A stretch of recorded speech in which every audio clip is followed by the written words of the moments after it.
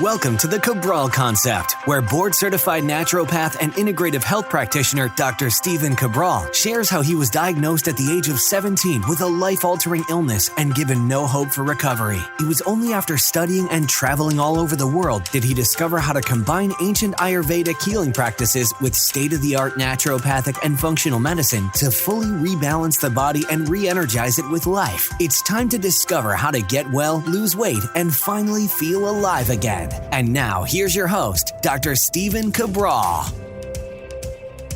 Hi, everyone, and welcome back to the Cabral Concept. Great to have you with me here today. Looking forward to diving into our weekend house calls. If you're new to the house calls, this is where we answer our community's questions each and every weekend, and we pick back up wherever we left off the previous week, which means that you don't need to necessarily know what the questions were, but what we do is we go in order of the questions coming in.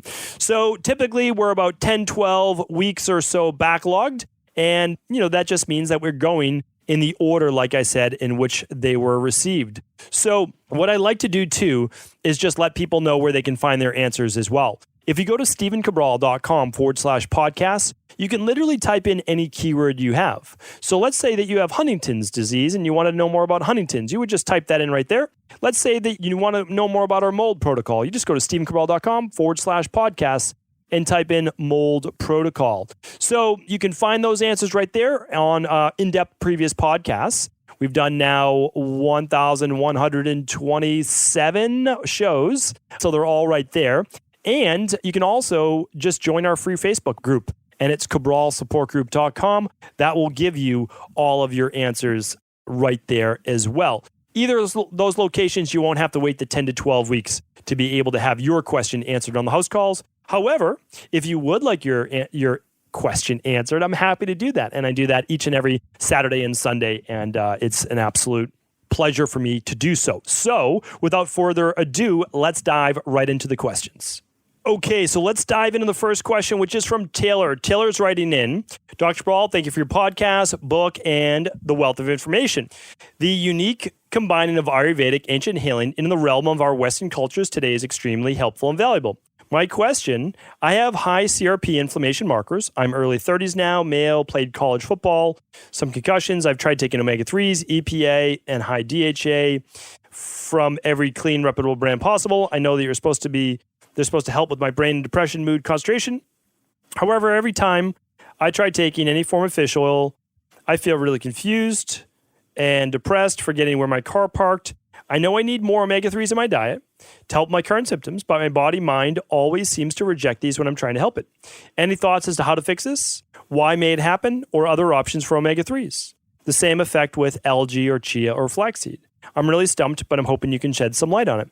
Okay, Taylor. Yeah, great question. Thank you for writing in. And I do know of a few people. You're not the only one out there, but there aren't a lot. It's true. And what happens is sometimes we do have issues within the body, mainly in the liver, and the ability to be able to break down and utilize these fats at the higher dosages without a lot of the other components. So without getting too technical and have everyone's eyes glaze over all at once, what I'd like to say is this. I would like you to start with an omega-3 liquid. Definitely our capsules are more popular, but we have a product called Omega-3 Support, and it's a liquid, and it's highly concentrated. It's heavy metal free, and it's the triglyceride-bound form. Very easy to absorb, and you only need 1 teaspoon at the full dose for 2 grams. So what I'm recommending for you is this. I want you to start with just the 1/4 of a teaspoon. That's it. And I want you to always have it with a meal, with food. Okay? So I would like you to do this with food, just 1/4 of a teaspoon. I would try that out, and only at dinner at night. You won't use it during the day.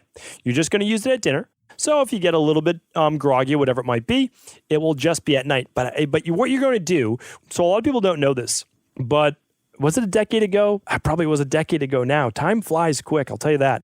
I studied under Dr. Natasha McBride, and I did this specifically for childhood and autoimmune-based issues, as well as autism. Became a certified GAPS practitioner. So what we looked at was really when the body's super sensitive, it reacts overreacts to a lot of these good foods and nutritional supplements. Like a lot of people, we couldn't do fermented foods, things like that. We would just do a little bit of the juice from the fermented food, and we would just start with 1/4 of a teaspoon. So that's what I'm recommending for you, Taylor. And then also, can you eat sardines? Check out my previous show that I did.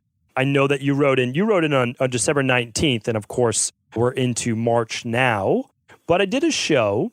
Let's see if I could find it for you. 1118. And that was on high omega-3s. So you might want to just stick with the fish as well if you prefer, but you do have to eat that 4 times a week in order to be able to get those omega-3 levels up high enough.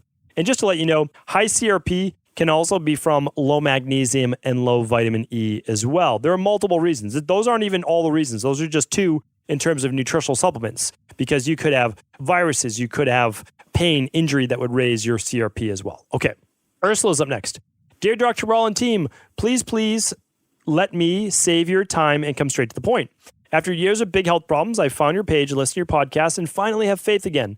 I recently ordered the CBO protocol. Everything arrived, all good so far. After listening to many of your podcasts, I started to supplement zinc and glutamine 3 times 5 grams. I felt good first, but I felt sick on a very deep level. Am better now, but my body still tries to get rid of something. I have metal and taste like iron. My nostrils. I am not sure anymore what to do. Should I have ordered the detox? Should I stay with zinc and glutamine? I have a daughter, 1 in 5 years. Not a lot of money, but I need to get it the right way. Please let me know right order that you would recommend. I apologize. I know it's not always easy to write in. We have a small box to write in the words. Maybe there's some confusion here. Okay, so let me help here. Ursula. So what I recommend everyone do start with is a functional medicine detox, like our Dr. Ball detox, and you can use the detox that you feel is best for you, but it has to have the phase 1, phase 2 nutrients.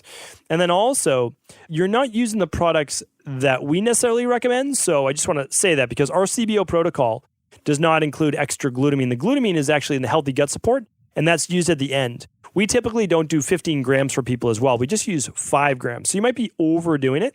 And the zinc that we recommend, if you got it from our team, I'm not sure if you did or not, is 15 milligrams, and that would be at dinner. However, our healthy gut support already comes with the glutamine, so you wouldn't need to do that, and you would add the healthy gut support to your smoothie. But again, that's done at the end of the CBO protocol. Please check out those previous podcasts on how to heal the gut. So basically, it goes detox first, open up the detox pathways. Then you're going to do the Candida and bacterial overgrowth protocol. And then you will do the CBO finisher, which is the heal and seal protocol. And that will help get that gut back in order. Thank you, Ursula, for writing in. Jesse's up next. Hi, major help needed. Husband has had angry-looking acne rash on his face for 6 months or longer. He also gets itchy rash on his belly and back after eating almost anything. Recently, rash appeared on his scrotum. They dissipate but easily come back. Sometimes legs too. Mostly midsection and face. He's 37 years old, otherwise healthy, but refuses to eliminate some bad foods completely. Believing in moderation is okay. Is dairy modification okay? Is it a food allergy? What can we do now? Yeah, I'm a guy, so I can say this, but guys are funny like that. We know innately what we're supposed to do, but we don't really want to do it, and we rationalize our way out of it. So we're like, well, a little bit's okay. Moderation, right? Well, no, moderation's not okay with something that's causing inflammation and a food sensitivity. So it's certainly not okay. This is most likely an IgG reaction. But men, again, women, everyone can be the same way. So I'm not trying to stereotype or anything like that. But guys are just a little bit more stubborn than women. It's just the way that it is. And the way that I am able to work with my own self, as well as other guys in my practices, we're just data-based. We're like, just show me the data. So in order to convince your husband, it's very easy, Jesse. I would like you to run an organic acids test with him and a food sensitivity test, the IgG one. You can just head over to equilibriumnutrition.com, type in food sensitivity, and type in OAT, or organic acids test. Have him run those two. It's all the data that you'll need, and you will find out exactly what to do, and it will no longer be a mystery. And then if your husband continues to eat those foods, then he'll be doing it at his own detriment, and he knows why. Okay. Because it can go deeper. There could be yeast overgrowth. There could be SIBO. There could be leaky gut. The organic acids test will help with that. I mean, I'd also recommend a stool test, but your husband probably wouldn't do it like most guys. So just throwing that out there. If you want to do all three, fantastic. But the urine test, the blood prick from the finger, super easy to do. All right. Now that I'm done making fun of all guys like myself, we'll move on to the next question, which is from Danielle. Hi, Dr. Brawl. Have you heard of having the natural turpentine with sugar remedy for candida? I've tried this a few times at the start of 2018, and it significantly helped with my bloating. It would be great to hear what you think about this. Thanks for being awesome. I'm a member of IHP and loving it so far. Danny from Australia. Thank you, Danny, for writing in. And Danny, I can't even begin to tell you how far down the rabbit hole I've gone with natural health. So yes, of course, I've heard about the turpentine with the sugar. The sugar acts as a Trojan horse. So we're seeing this more in natural cancer as well, not with the turpentine essentially, but using sugar, because we always said, never use sugar, never use sugar. Well, these things like yeast, as well as cancer cells, feed on sugar. And what we can do if it's done correctly is use the sugar as what's called a Trojan horse. And then whatever the sugar is drawing in, it may draw in that other thing as well that would then kill something like yeast, which is what we're using with turpentine. So yes, I've heard about it. Yes, I've seen all the anecdotal because to my knowledge, I know there was some writing up previously about turpentine in the Merck manual, but I've never seen this with candida, but I know anecdotally a lot of people it works for. However, we don't really need to turn to that when we have so many great things that we already know that do work. And they're all healing herbs and they're biofilm disruptors. And you can check those out with our candida and bacterial overgrowth protocol. So I choose not to do that. I know there's anecdotal data from some people using it. I just can't, in my opinion, I'm not ready to go down that route. And I've never had to because there's, in my opinion, closer to nature-based remedies that we can use. Okay. Anthony's up next. Hi, I'm contacting you in regards to my mom's health issues. My mom has been dealing with the following: low energy, problem sleeping, esophageal reflux, hypertension, mitral regurgitation, aortic regurgitation, severe left ventricular systolic dysfunction, cardiomyopathy, dysphagia, dyspepsia, stage 4 kidney disease, congestive heart failure. Okay, so there's a whole list of things going on. It lists some food sensitivities. Traditional healthcare has only been treated with pharmaceuticals. I would like to advise her on specific tests that could potentially use with a functional medicine, ayurvedic, naturopathic approach, but limited funding from her with not having a job. Okay, I can absolutely help you with this, Anthony. And one thing that I want to say, Anthony, is that I appreciate you writing in and I want to help. So here's the thing. This is obviously a more complex case and someone that needs greater medical attention. Me just kind of giving you a place to start, like I've done with the previous questions, is a total disservice to you.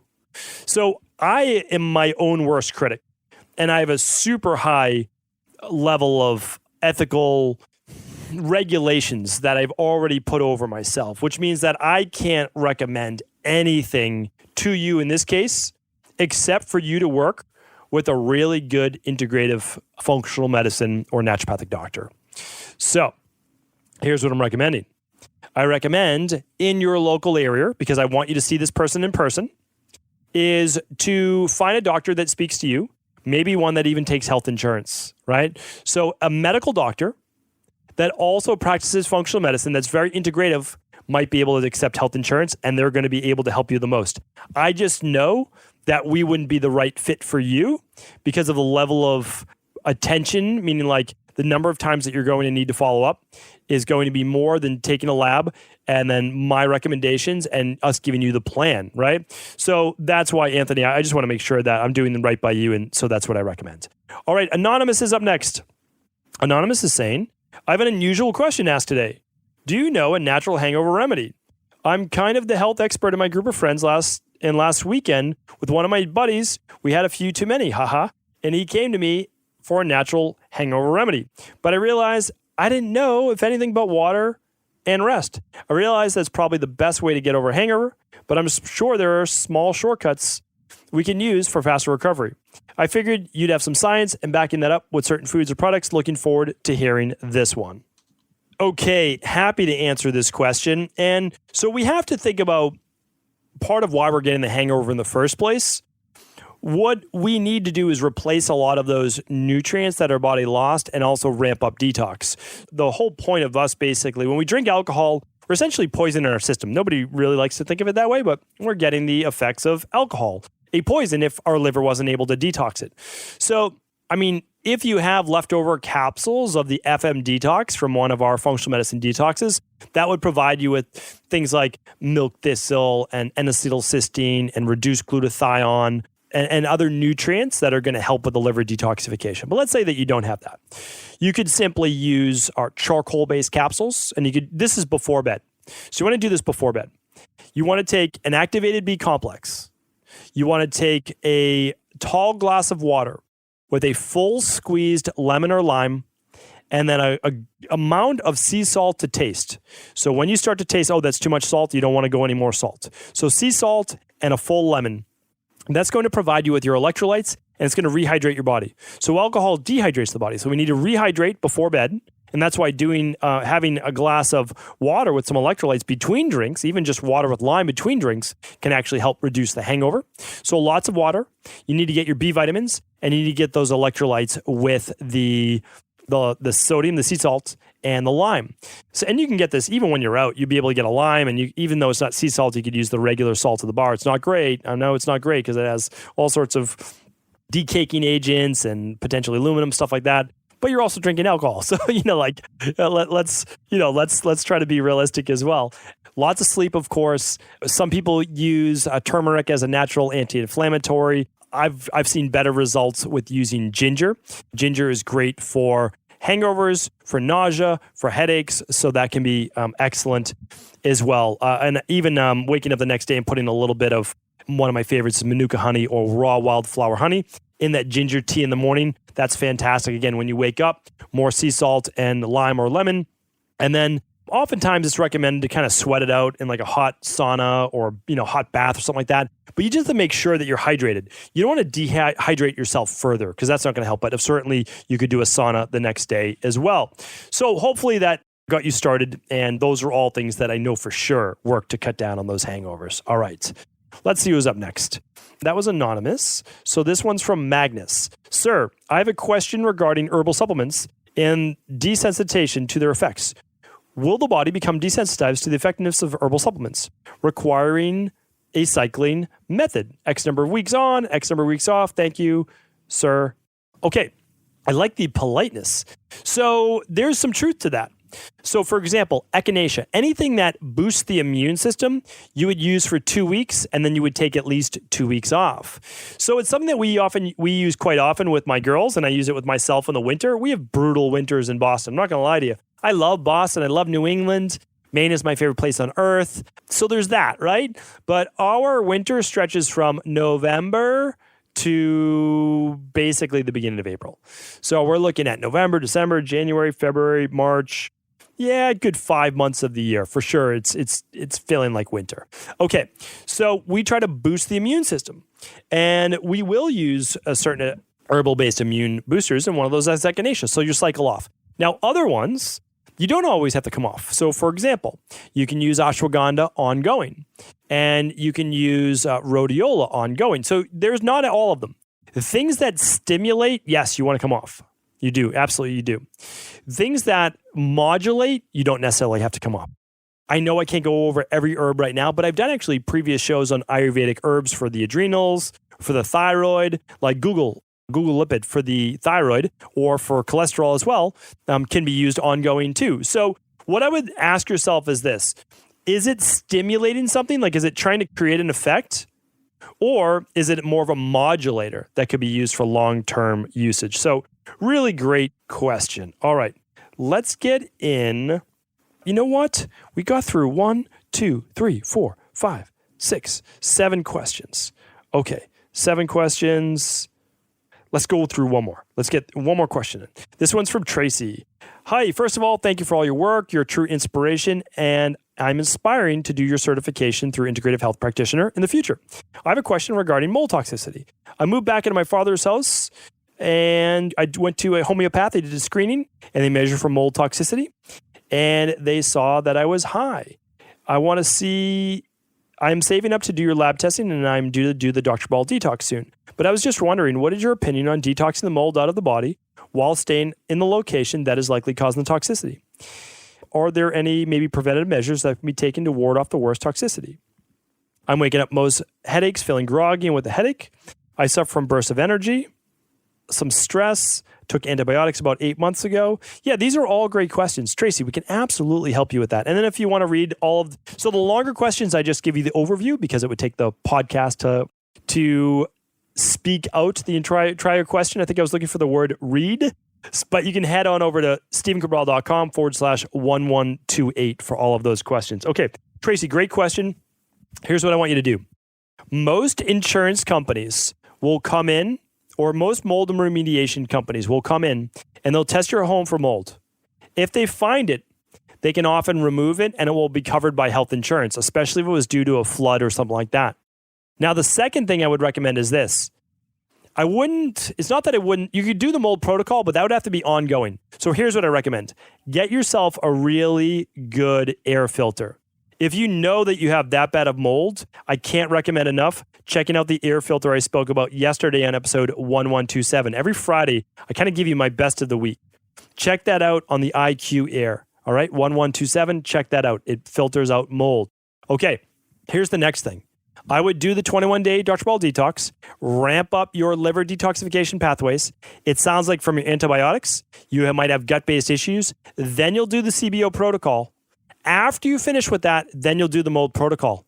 But we need to get you out of that house. We need to get your dad out of that house. We need to fix that mold. So the first thing should really be get rid of the mold. You'll have it in your system. There's no doubt about that. You both need to do this protocol that I just spoke about. And again, you can look up my mold protocol. Dr. Ball Detox, Candida bacterial overgrowth protocol, mold protocol. Get it out of the system, okay? Super important. But get to the root cause. The root cause in this case is the source. And you have mold in the house.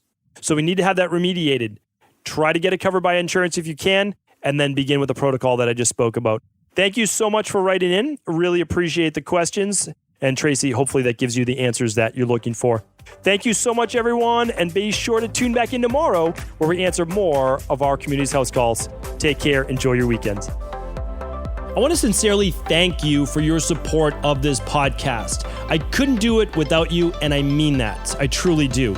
I also want to make sure you knew that we now have multiple ways for you to find your answers to the most difficult health, wellness, weight loss, and anti-aging questions. You can find podcast-specific topics like thyroid, adrenal, hormones, sleep, digestion, Ayurveda, and many more at stevencabral.com/podcasts that will then link you to your favorite Apple, Spotify, and other podcast players. Plus, all new podcasts and weekly exclusive video content is being added to our YouTube channel at youtube.com/Stephen Cabral. And that's Stephen with a PH. Head on over and subscribe so that you don't miss any of the exclusive content. Lastly, if you've ever found any of my podcasts or books to be helpful, I would really appreciate it if you could leave a review on iTunes or your favorite media player for the podcast. Rating and subscribing to the YouTube and podcast allow me to reach more and more people and help spread my mission of healing throughout the world. Thank you again for being a part of this movement.